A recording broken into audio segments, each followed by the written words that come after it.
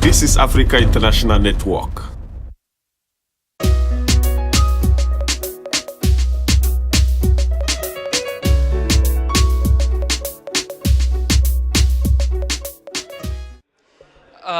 I'm here this evening together with Her Excellency Fatma Omrani Chargui, the Ambassador of the Republic of Tunisia here in Sweden.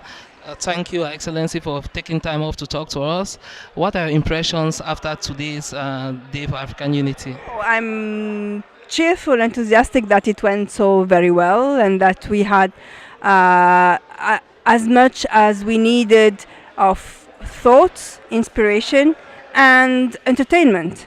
We had very interesting discussions and we had very interesting speeches about African youth and African diaspora in Sweden and in Northern Europe.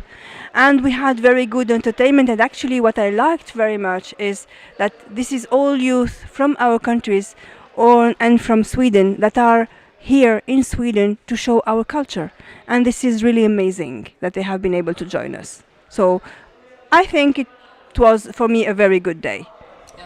Talking about youth, in fact, the theme for this year's Day of African Unity is exploiting the demographic dividends through investment in youth, with a special focus on young people from immigration in Sweden. I would like to ask, in relation to, we've seen over the years more and more young people coming in from different parts of Africa, even from Tunisia here into Europe and in Sweden, and what are you doing at the level of the embassy in terms of supporting the integration of these young people in the Swedish society?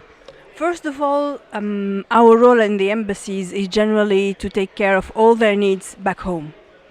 Many of us have families, many of us want to travel back home, many of us need identity check to be able to be integrated in this society. But secondly, what is important for us is to help them in their integration. We do believe in Tunisia. Tunisia has already set up institutions related to the migration to Europe especially, but also in the world. We have an institution called the Office of Tunisians Living Abroad that takes care of their interests abroad, and that has offices all over Europe, especially in some other countries in the Arab world and in Canada, for example, that is there to help them integrate, because for us integrating is not assimilation. For us integrating is being proud of what you are, where you are from, or where your parents are from, where your grandparents are from, like your identity, understand your language, and then be able to integrate in a new society. Or if you are a second or third generation diaspora young people, to be proud of actually what your roots are. And we do believe in Tunisia that this is very important. So our role is also to make them proud of what they are, so Tunisia, and feel that this is something that will help them in integrating their new society. Because nobody of us is coming from nowhere. We are not just transplanted from another planet. We have roots somewhere, and you need to be proud of your roots. Thank you. Talking about roots, I would just want to ask, you mentioned about an institution that has been created in Tunisia in terms of supporting young people or Tunisians who are in the diaspora. One possible solution that has been mentioned in terms of reducing the number of immigrants coming into Europe is that some actions are being taken at the country of origin to kind of reduce this massive immigration. What is being done in Tunisia in order to keep the youth back in your country and to participate in nation building? Actually, you will remember that 6 years ago we had the Arab Spring and the so-called Tunisian Revolution, or the Jasmine Revolution, whatever the term will stay afterwards in history. And it has been for us important during these last 6 years to find solutions and means to help young people. But I mean, it's a multi-stakeholders, multitask reforms that you need to take. So far, we have been able to reform education, reform university degrees, and find employment ways, because young people are looking for employment, but sometimes in our country, as in Tunisia, for example, they lack the knowledge of being self-entrepreneur. We think that after having your degree, be it a postgraduate degree or university degree or a secondary school degree, you feel that, well, I just need to do is just be hired.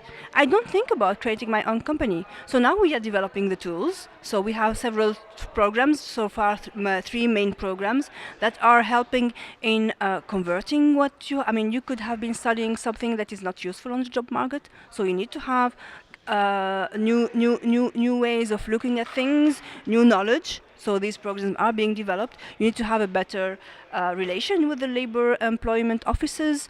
You have to also be able to create your own company. So these are the three axes that we are working about. Thank you very much, Your Excellency. This is your fifth participation in the Day of African Unity. What would you say is particularly different from the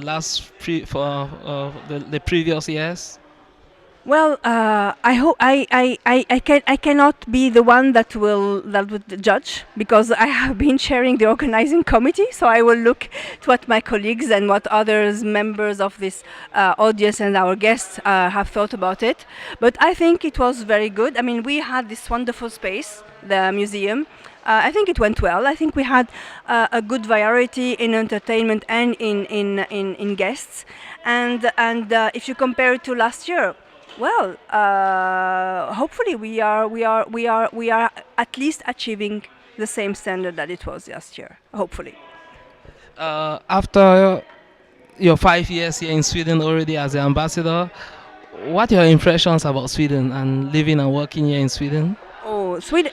When I arrived here, people told me, "Oh, be careful, this is a cold country." Yes, it's cold. You need to wear everything, and it's completely different from my country. It's dark. But then, Swedes are wonderful people. I have been able to meet so many people here in Sweden for my work or for my company, and for my work or for my entertainment, for my personal interest. And I'm finding persons that are actually warm and looking for our warmth. So I think that it's a good mix, Africa and Sweden. Thank you, Your Excellency. Just one last question. Any advice to the African diaspora here in Sweden? Your continent needs you. That's my only comment. Yeah. Thank you very much, Her Excellency Fatma Omrani Chargui, the Ambassador of the Republic of Tunisia in Sweden. Thank you for talking to AITV. Thank you very much. Thank you, ITV.